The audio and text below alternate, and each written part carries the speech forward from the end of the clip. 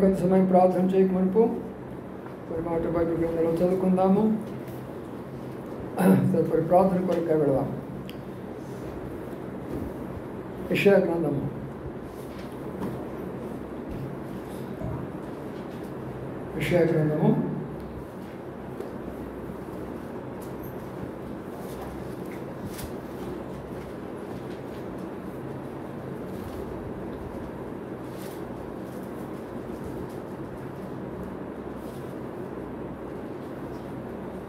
43వ అధ్యాయం. యెషయా గ్రంథము 43వ అధ్యాయం.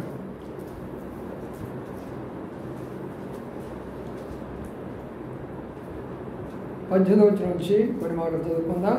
22వ వచనం వరకు. 18 నుంచి 22 వచనాలు.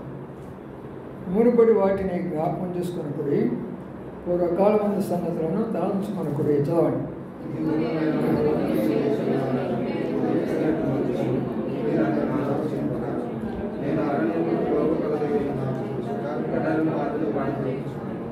నేను ఏర్పరచుకున్న ప్రజలు త్రాగుటకు అరణ్యంలో నీళ్లు పుట్టించున్నాను, ఎడారిలో నదులు కలుగు చేర్చున్నాను. అడవి జంతువులను, అడవి కుక్కలను, నిప్పు కోడను నన్ను ఘనపరచును.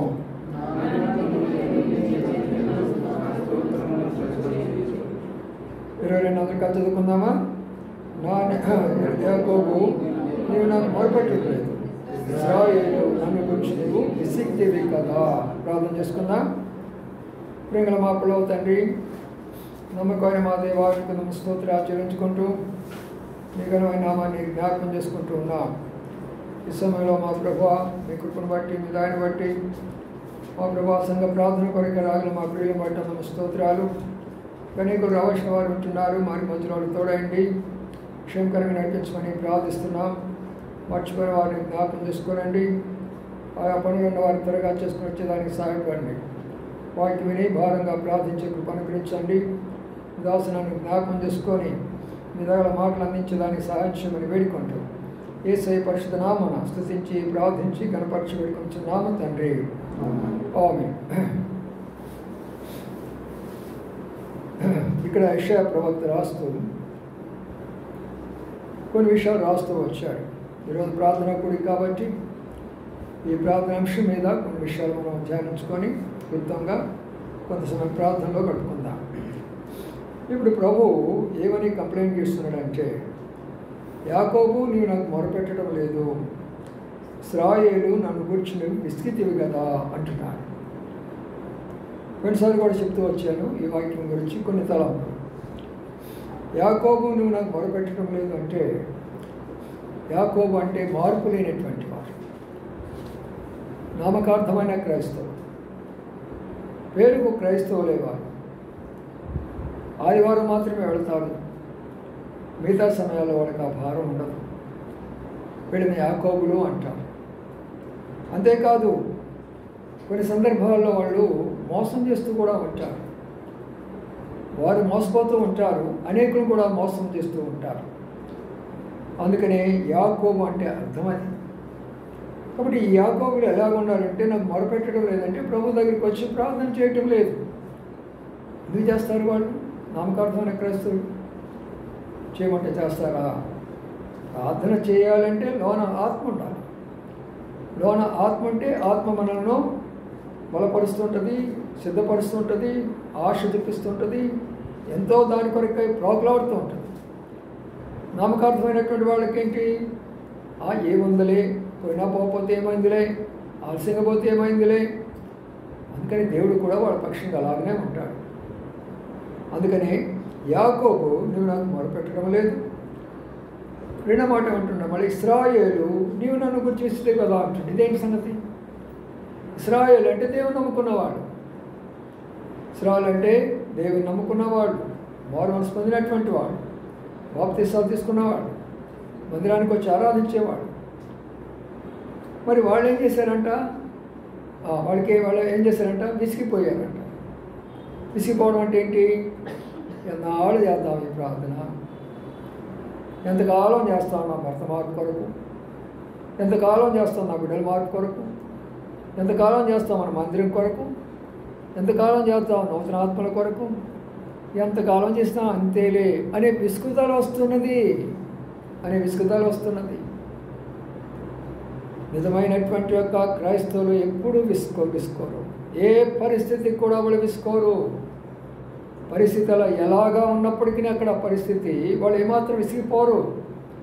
ఆయన మీద దృష్టి ఉంచారు కాబట్టి, నా దేవుడు నాకు చేస్తాడు, ఒక కార్యం నాకు చేస్తాడని నమ్మకం ఉన్నది కాబట్టి వాళ్ళు విసిగిపోరు. రోజులు గడిచినా, నెలలు గడిచినా, సంవత్సరాలు గడిచినా వాడు ఏమాత్రం కూడా విసిగిపోకుండా, ప్రభువా నీ దగ్గరికి వస్తున్నాను, ప్రార్థన చేస్తున్నాను, భూలోకంలోనంత కాలం నేను చేస్తూనే ఉంటాను. అది ప్రభు చెప్తున్నాడు, నీవు ఇశ్రాయేలువే కానీ నీలో మార్పు లేదు, నీవు ఇశ్రాయేలే కానీ విసిగిపోతున్నావు ప్రార్థన చేయడానికి. అందుకని ప్రియమైన సోదరులారా, మనం విసిగిపోకుండా ప్రార్థన చేసేది నేర్చుకోవాలి. అప్పుడు ఏం జరగబోతున్నది, మన ప్రార్థన ద్వారా ఏం జరగబోతున్నాయో ముందు మనం చూడబోతుంటున్నాం. ప్రభు ఏం చెప్తున్నాడంటే 19వ వచనం, ఇదిగో నేను ఒక నూతన క్రియను చేస్తున్నాను అంటాడు. మనం ప్రార్థన చేస్తుంటే దేవుడు ఏం చేస్తూ ఉంటాడు చెప్పండి అమ్మా? ఒక కార్యాన్ని ప్రారంభిస్తాడు. అక్కడ మనం ఎంతగా ప్రార్థన చేస్తూ ఉంటామో ఆయన కార్యాన్ని ప్రారంభిస్తూ ఉంటాడు. అక్కడ ఇశ్రాయేలీయులు ఐగుప్తులో మొరపెడుతూ ఉంటే దేవుడు తన కార్యాన్ని సిద్ధపరుస్తూ ఉంటున్నాడు, మోషేని సిద్ధపరుస్తూ ఉంటున్నాడు. వాళ్ళను బయటికి రప్పించడానికి ఆయన కార్యం మొదలుపెట్టేశాడు. కానీ ఇశ్రాయేలుకి ఆ సంగతి తెలియటంలా, ఇంకా ఏడుస్తున్నారు, ఇంకా మొరపెడుతున్నారు, ఇంకా కన్నీరు కారుస్తుంటున్నారు. కాబట్టి మనము ప్రార్థన చేసినప్పుడు ప్రభు తన కార్యాన్ని ప్రారంభిస్తాడు. ఇదిగో నేను ఒక నూతన క్రియను చేర్చున్నాను. బైబిల్ పట్టణంలో ఏమి విన్నాము? నూతన బుద్ధిని గురించి వింటూ వచ్చాం.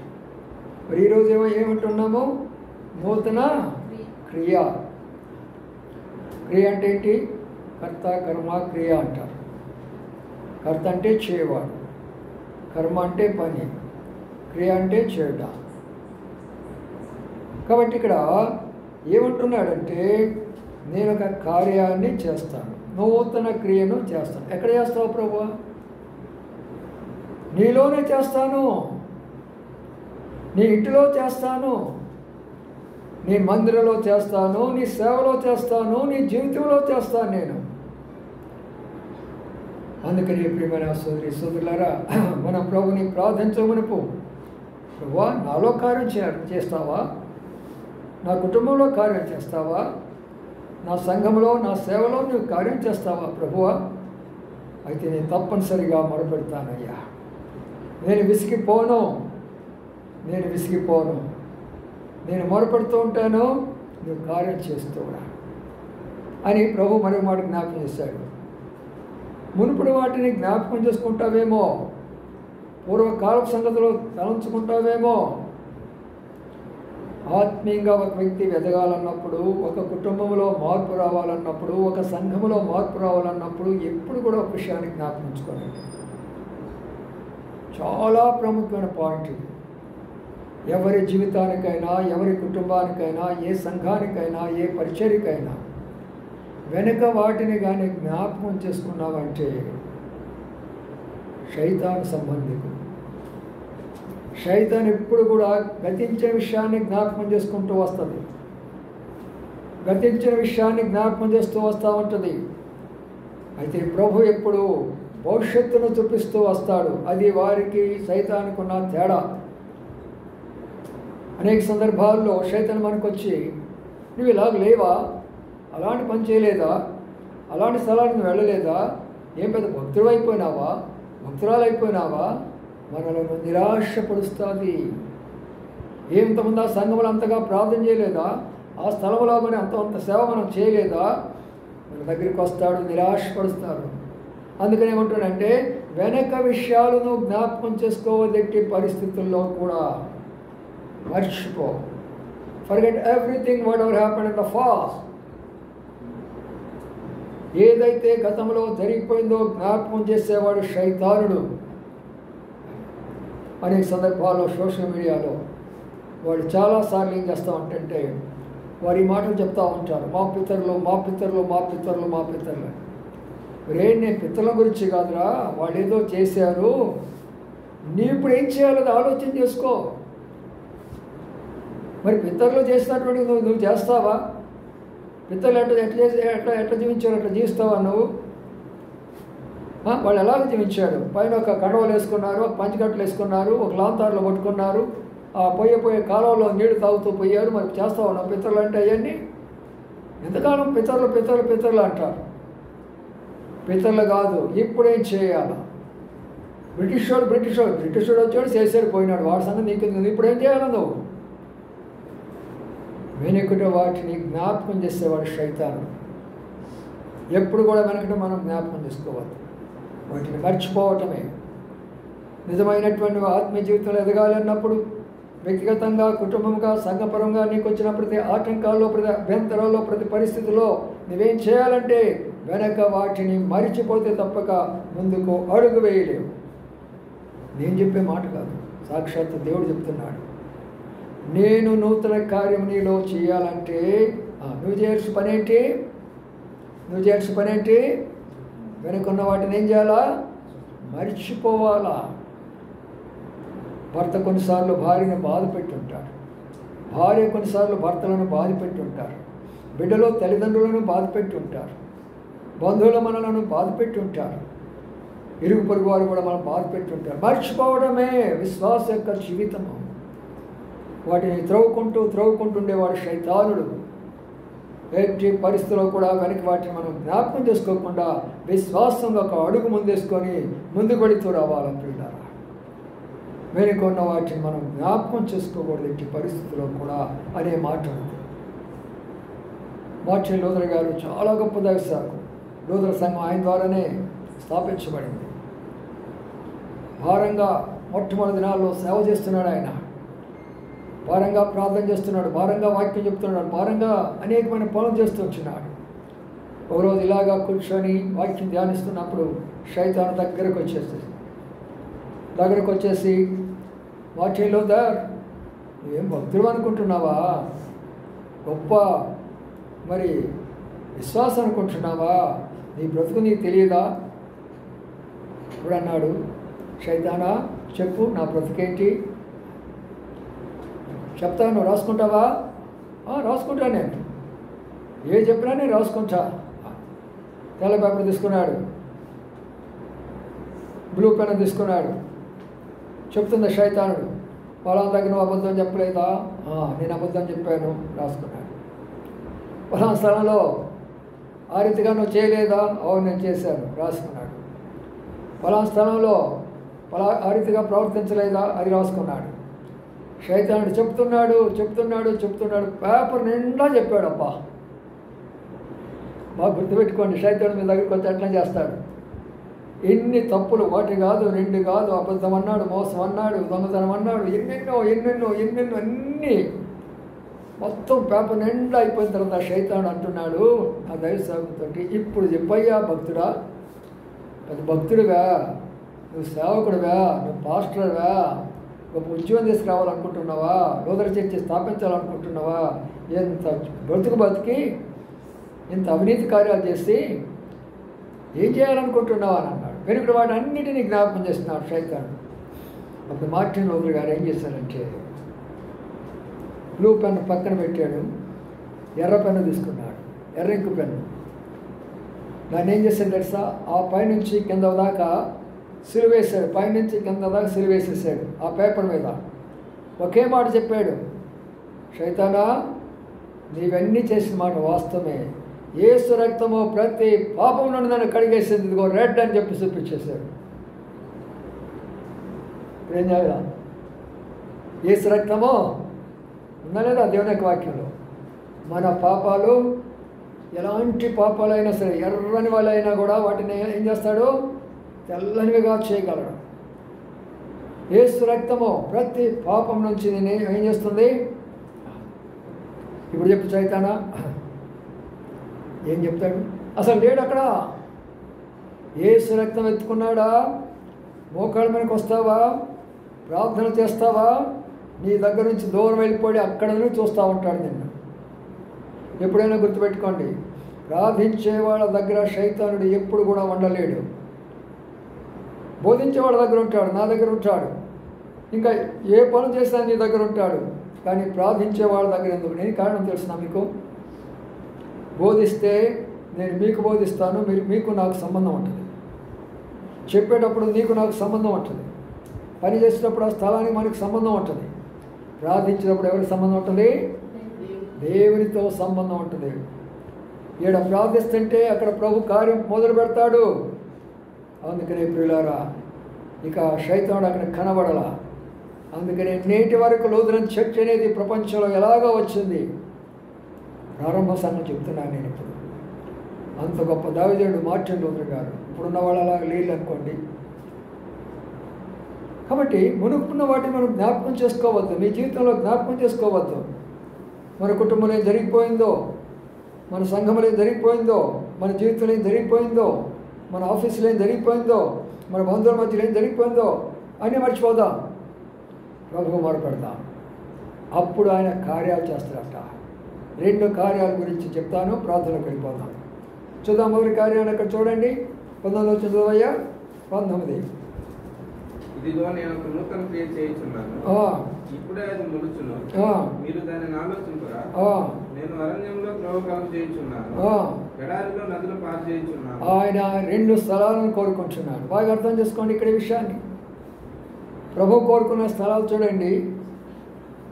ఎలాంటి స్థలాలు కోరుకున్నాడు ఆయన? ఆయన కార్యం చేసే స్థలాలు ఎలాంటి? సిమెంట్ వేసి బాగా పోతేసేసి బ్యూటిఫుల్గా చేసినటువంటి స్థలాలు కోరుకుంటున్నాడు ఆయన. లేక ఈ లోకంలో అందమైనటువంటి యొక్క ఈ మధ్యలో మనం చూస్తున్నాం కదా, ఇది పహలగాము ఆ గాము ఈ గాము అని చూస్తున్నాం కదా, టూరిస్టు గ్రామాలు చూసారా. మా నాగ్పూర్ కూడా సామాన్యం కాదు. ఇందాక మధ్యాహ్నం చూస్తుంటే నేను ఆశ్చర్యపోయినాను, అంత బ్యూటిఫుల్గా ఉందా నాగ్పూర్ అనుకున్నాను. మేమున్నప్పుడే చాలా గొప్పగా ఉన్నది. ఇప్పుడు చూస్తే అసలు దాన్ని చూడడానికి లేనంత అందంగా కనబడుతుంది. నాగ్పూర్లో ఒక్కొక్క రోడ్డు వచ్చేసి 80 అడుగుల రోడ్డు ఉంటుంది. స్తంభాలు అనేవి ఎలక్ట్రిక్ స్తంభాలకి భూమిలో నుంచి వస్తాయి, కానీ ఏంటవి ఆ కరెంట్ తీగలు పైన ఏం కనబడటానికి వీలు లేదు.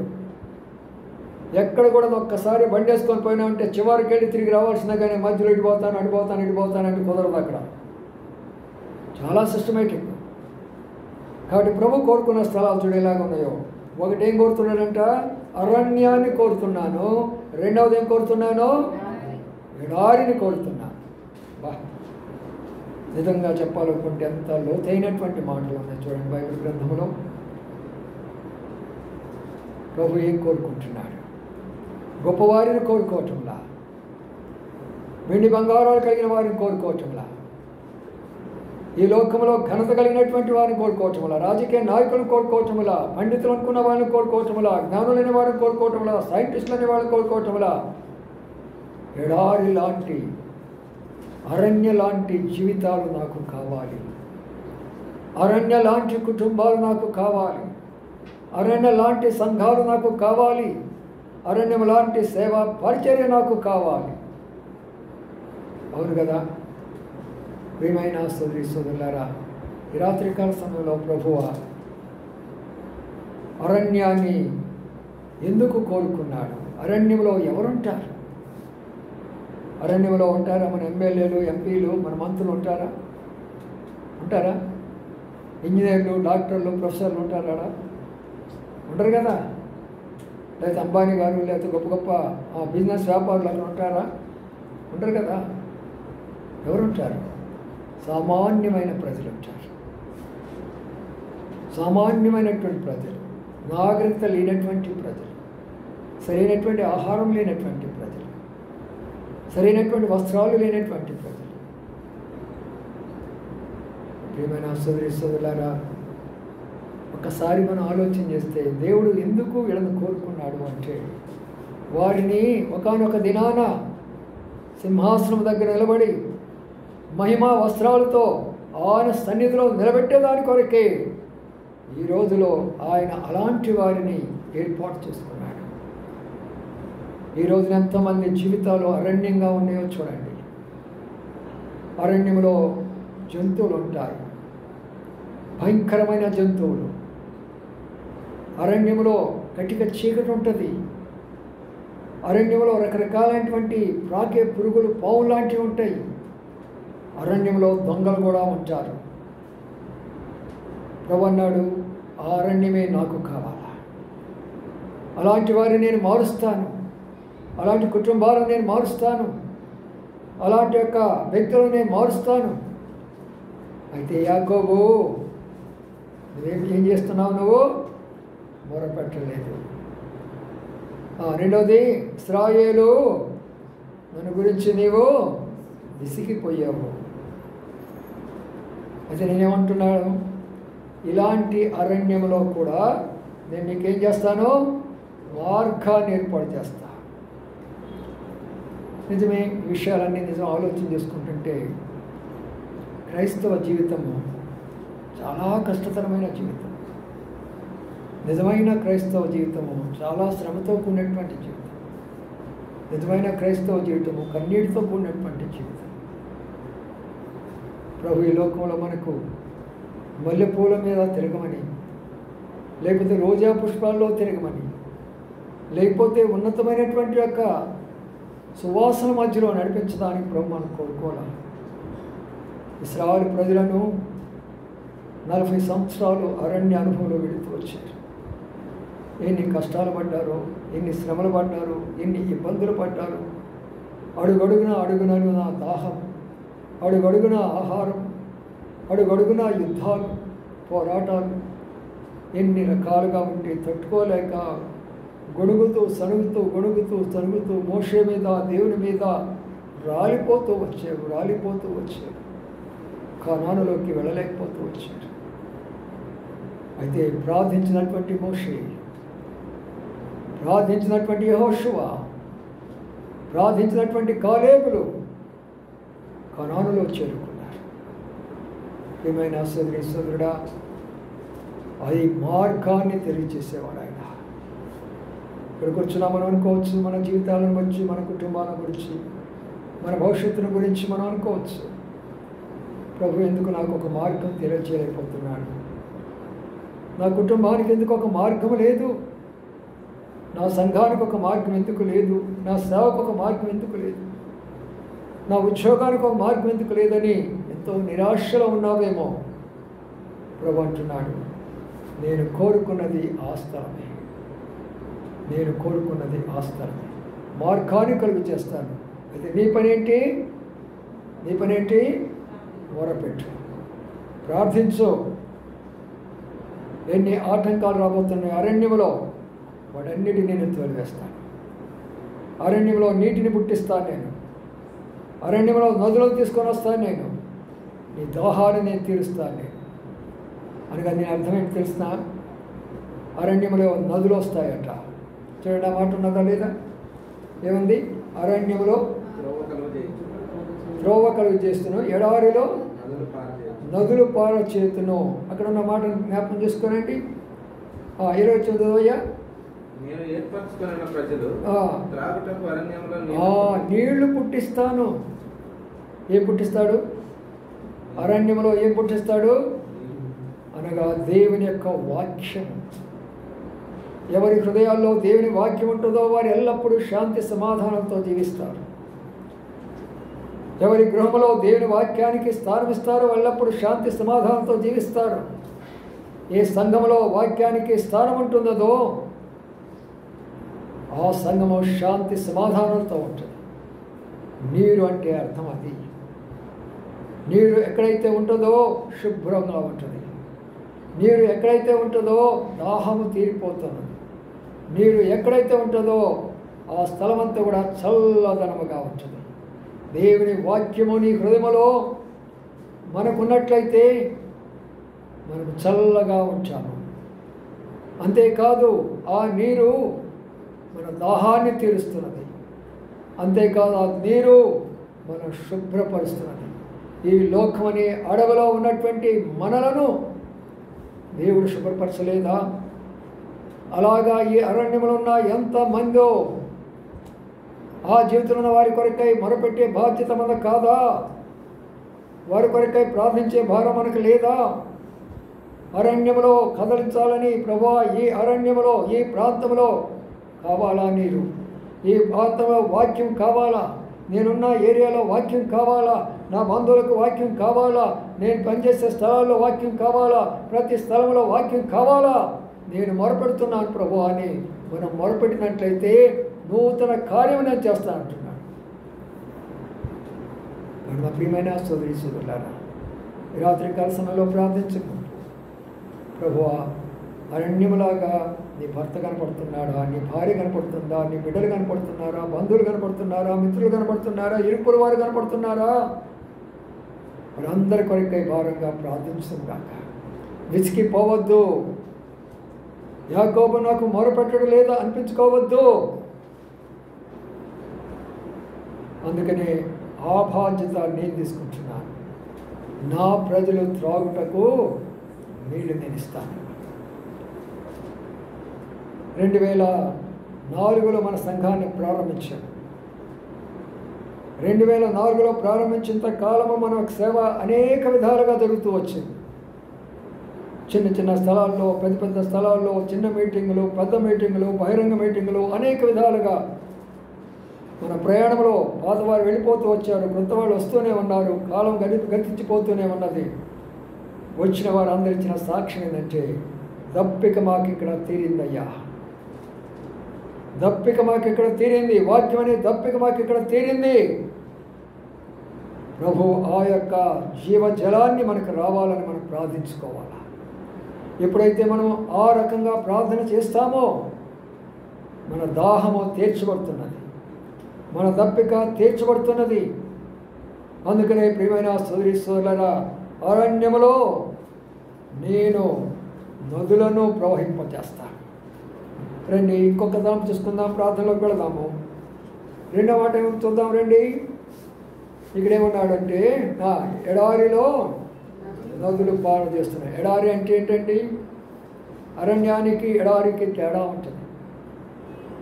ఎడారి అనేది అక్కడ ఎలాగా ఉంటుందంటే అస్సలు నీళ్ళ ప్రాంతాల్లో ఉండవండి. ఎక్కువ ఏముంటుంది చెప్పండి? ఇసుక ఉంటుంది. ఇసుక ఉంటుంది.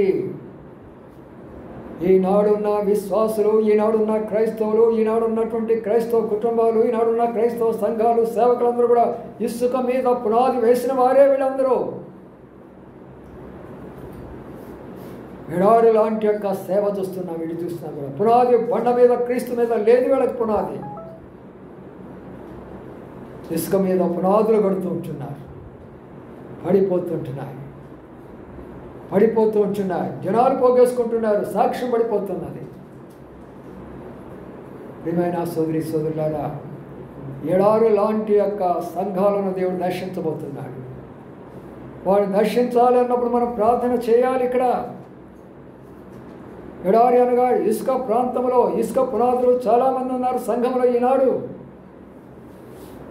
ఎంత కాలం ఇసుక పునాదులుగా ఉంటారు, బలమైన పునాదులు లేకుండా ఉంటారు. వాక్యం అంటే ఆశ లేదు, ప్రార్థన అంటే ఇది లేదు, భారం లేదు. పునాదులన్నీ కూడా ఇసుక లాంటి పునాదులు. వాళ్ళ కొరకే మనం ప్రార్థన చేయాలి. సేవలో కూడా అనేకుల యొక్క సేవ ఇసుక మీద వేసిన సేవే కనబడుతుంటున్నాయి. నిలబడలేనటువంటి సేవలే కనబడుతుంటున్నాయి ఈ రోజున. ఎడారి అలాంటి యొక్క స్థలముగా కనబడతా ఉంటుంది. రెండవది ఎండమావులు అక్కడ ఉంటాయండి. ఎండమావులు అంటే ఏంటి తెలిసిన మీకు? ఎండమావులు అంటే అక్కడ చూస్తుంటే ఏం కనబడతా ఉంటాయి చెప్పండి? అక్కడ నీళ్లు కనబడుతూ ఉంటాయి. అక్కడ నీళ్లు కనపడినట్టు ఉంటాయి. పరిగెత్తుకుంటూ వెళ్తారు అక్కడ నీళ్ళు ఉన్నాయని. అక్కడ పోతే నీళ్ళు నేడు యొక్క విశ్వాసుల యొక్క పరిస్థితి, క్రైస్తుల యొక్క పరిస్థితి ఇలాగా ఉన్నది. నీళ్ళు ఉంటేనే అక్కడ పోతున్నారు. కానీ ఏం జరుగుతుంది అక్కడ? నీళ్ళు లేవు, నిరాశ అయిపోతున్నారు. అందుకని యాకోబు, నీవు నాకు మొరపెట్టడం లేదు. ఇశ్రాయేలు, నీవు నాకు విసికేవు కదా. ఎందుకు మనకి విసుకొచ్చింది? ఎందుకు విసిగిపోతున్నామో? ఇదిగో నేను ఒక కార్యం చేయబోతున్నాను. ఇప్పుడే చేయబోతున్నాను. అది నువ్వు మొరపెడితే, మొరపెట్టడం నీ పని, కార్యం చేయడము నా పని. కాబట్టి రాత్రికాల సమయంలో మనం మొరపెడదాం, విసగకుండా ప్రార్థన చేద్దాం. ఈ ఎడారి ప్రాంతాల్లో ఎడారి మరి ఒక విషయాన్ని తెలియజేస్తుంది. ఎడారి జీవితం అంటే ఒంటరి జీవితము. ఎడారి జీవితం అంటే ఒంటరి జీవితము. ఎంతోమంది నాడు అనాథులుగా మిగిలిపోతుంటున్నారు. ఎంతోమంది విధవరాండ్రులుగా మిగిలిపోతున్నారు. ఎంతోమంది వృద్ధులు అనాథులుగా, బిడ్డలు చూడలేనటువంటి పరిస్థితిలో ఉన్నటువంటి తల్లిదండ్రులతో మంది కనబడుతూ ఉంటున్నారు. ఎంతోమంది దిక్కులేని వారుగా ఈ లోకంలో మనం చూస్తూ ఉంటున్నాం. దిక్కులేని బిడ్డలు, అనాథులుగా ఉన్న బిడ్డలు, ఇతంతో మరి విధవరాండ్రులుగా ఉన్నటువంటి వారు, వీరందరూ కూడా ఎడారి జీవితమే వారి జీవితం. వారి కొరకే మొరపెట్టడాలా? ఎల్లకాలం మన కొరకే మనం మొరపెట్టుకుంటున్నామా? మన కుటుంబం కొరకై, మన బిడ్డల కొరకై, మన దాని కొరకై, మన ఆస్తుల కొరకు, మన డబ్బు కొరకు, దీని కొరకు మొరపెడుతున్నామా? దాని కొరకు మొరపెడుతున్నామా? అందుకనే మనం మొరపెట్టినట్లయితే దేవుడు నూతనమైన కార్యం చేస్తాడు. చేయడమే కాదు, అక్కడ ఒక గొప్ప కార్యం జరగబోతున్నది. అది కూడా చదువుకొని ప్రార్థన చేసుకుందాం. చూడండి ఏముంది అది అక్కడ. 21 చదవయ్యా. 20లో 2వ భాగం చూడండి.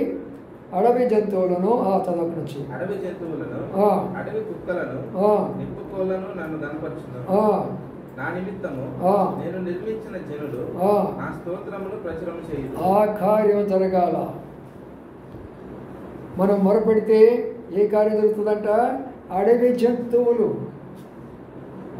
అని ఎందుకన్నాడండి? మరి అడవి జంతువులు వస్తున్నాయా ఆరాధనకి? నిప్పుకోళ్ళు వస్తున్నాయా ఆరాధనకి? ఆ తర్వాత ఇంకోటి ఏంటి? మూడవది ఏంటిది? అడవి కుక్కలు వస్తున్నాయా ఆరాధనకి? అవును వస్తున్నాయి. దేవుని వాక్యంలో విశ్వాసుల్ని గొర్రెలారని పిలవలేదా? తప్పైన గొర్రెలని పిలవలేదా? కాబట్టి ప్రియులారా, అనేకమైనటువంటివి ఎందుకు ఇక్కడ రాశాడు అంటే ప్రభువును నమ్మకముందు మన యొక్క స్వభావాల గురించి ఇక్కడ రాశాడు. మన స్వభావం, what is our nature before we accept Lord Jesus Christ. ప్రభువును మనం అంగీకరించక మునుపు మన స్వభావం ఎలాంటిదంటే అడవి జంతువు లాంటిది. జంతు స్వభావం. జంతువుకి ఏమైనా తెలుసా? ఎక్కడంటే అక్కడ పోతుంది, ఎక్కడంటే అక్కడ పడుకుంటుంది, ఎవరినంటే వాళ్ళ మీద వెంటబడుతుంది, ఏం చేయాలంటే తింటుంది, ఏం కావాలంటే వాళ్ళకి పడుతుంది, రకరకాలుగా ఉండేవాళ్ళని. అయితే అవి వచ్చి ఏం చేస్తున్నాయి? ఇప్పుడు ప్రభువుకి స్తోత్రం చెల్లిస్తుంది. అయ్యా ఒకప్పుడు నా జీవితము అడవి జంతువు లాంటి వాడిని, ఈరోజు నీ దగ్గరికి వచ్చి నేను స్తుతిస్తున్నాను ప్రభు. ఆ కార్యం జరగాలంటే నేను మొరపెట్టాలి. ఇక్కడ ఆ కార్యం జరగాలంటే నువ్వు మొరపెట్టాలా, నువ్వు విసిగిపోకూడదు. ఇంకో మాట ఏమన్నాడు? రెండోది ఏంటంట? కుక్కలు అని అన్నాడు. ఈ దినాల్లో కుక్కలు అంటే చాలామంది ఇంట్రెస్ట్, ఎంతగా పెంచుకుంటారు. ఒకప్పుడు గ్రామ సింహాలు అంటారు వీటిని. గ్రామాల్లో అవసరం అయ్యి, పట్టణాల్లో అవసరం లేవు.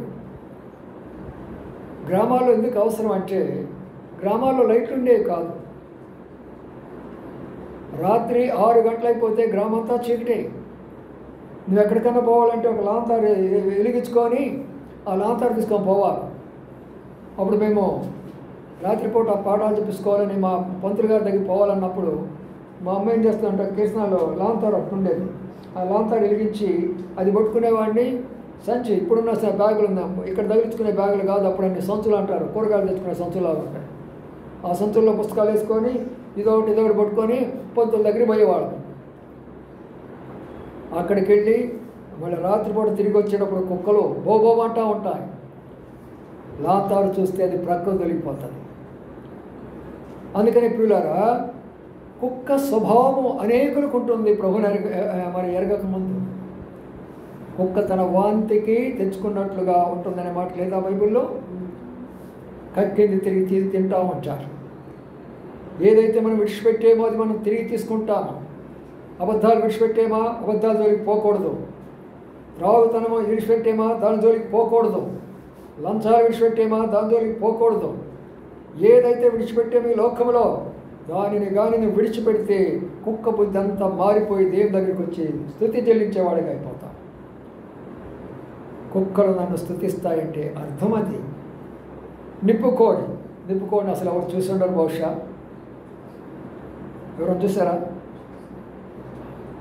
ఎట్లా ఉందో తెలుసు? అది చాలా ఎత్తుగా ఉంటుంది, చాలా పొడుగ్గా ఉంటుంది, కొంగలాగా ఉంటుంది. దాని యొక్క తల చాలా దూరంగా ఉంటుంది అన్నమాట. అదేం చేస్తుందంటే దానిని వెంబడించి పట్టుకోవాలని కొంతమంది దాన్ని వెంబడిస్తూ వస్తున్నప్పుడు వేటకారులు ఇది పరిగెత్తుకుంటూ వెళ్ళి ఆ ఇసుకను అటు ఇటు చేస్తాను, ఇసుకలో తల దూరుస్తుంది. ఇసుకను తల దూరిస్తే ఇసుక అంతా పైన పడిపోతుంది. ఇంతలో ఉంటుంది బయట. ఏమనుకుంటుంది లోన ఏమనుకుంటుంది? నన్ను ఎవరు చూడటం లేదులే, తల ఇసుకలో పెట్టేసింది, ఇప్పుడు ఏం చేస్తుంది? నన్ను ఎవరో ఇంతలోకి వాడు ఏం చేస్తాడు?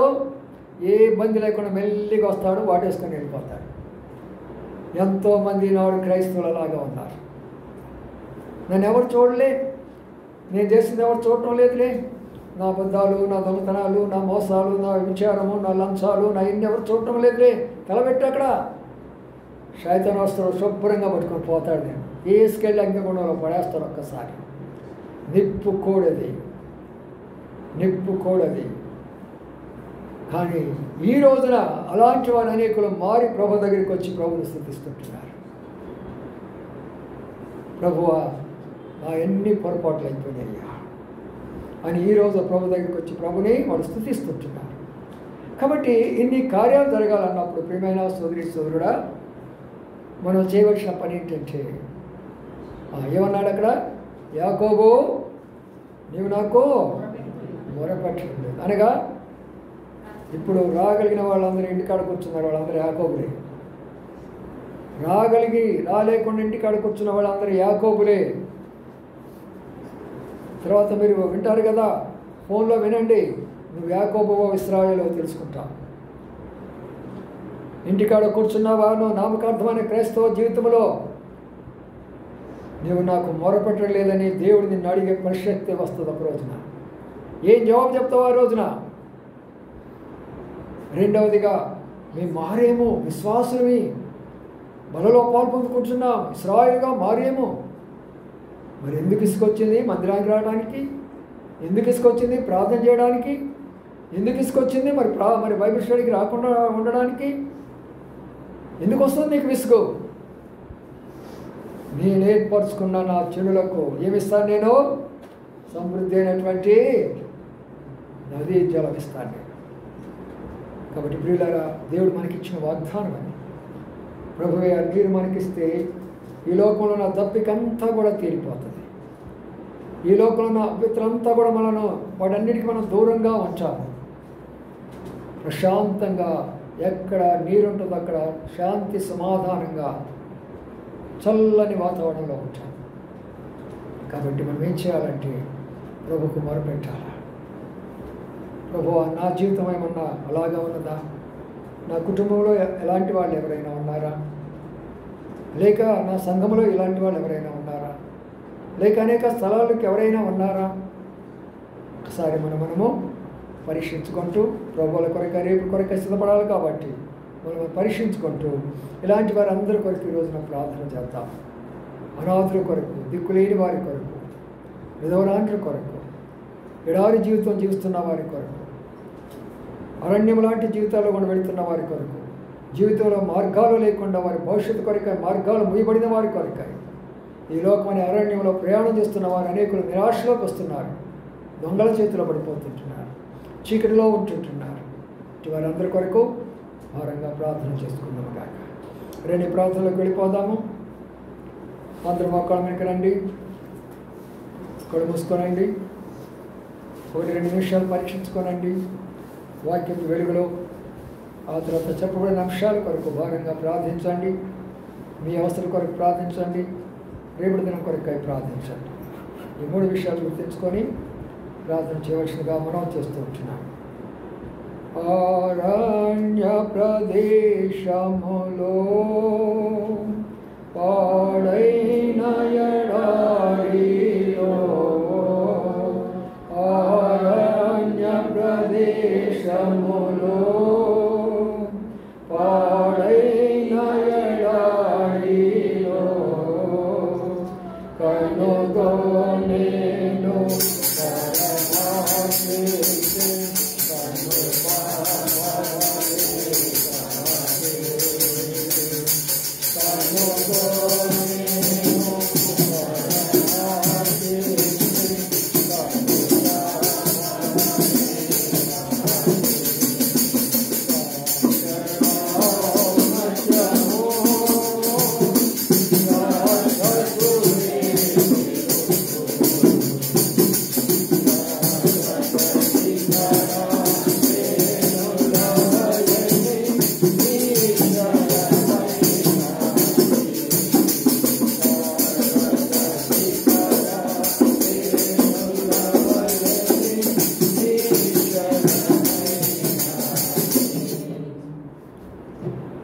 ప్రార్థన మొదలుపెట్టుకుందాము. సహోదరులు భారంగా ఉన్నవారు సాధ్యమంత క్లుప్తంగా చేయండి, అంశాల మీదే ప్రార్థించండి. ఇతరులు కూడా అవకాశం ఇవ్వండి, అందరూ ప్రార్థించేవారు కాబట్టి ఆ రీతిగా మనం క్లుప్తంగా మీ కుటుంబం కొరకై, ఆ తర్వాత మీ సమస్యల కొరకై, సంగమ కొరకై, మందిర స్థలం కొరకై, రేపటి పరిచయం కొరకై వీటిని జ్ఞాపకం చేసుకుంటూ మరి మా ప్రభు మనకు భారం ఇచ్చే కొలది మిగతా విషయాల కొరకై ప్రార్థించుకున్నాం. ప్రారంభించండి.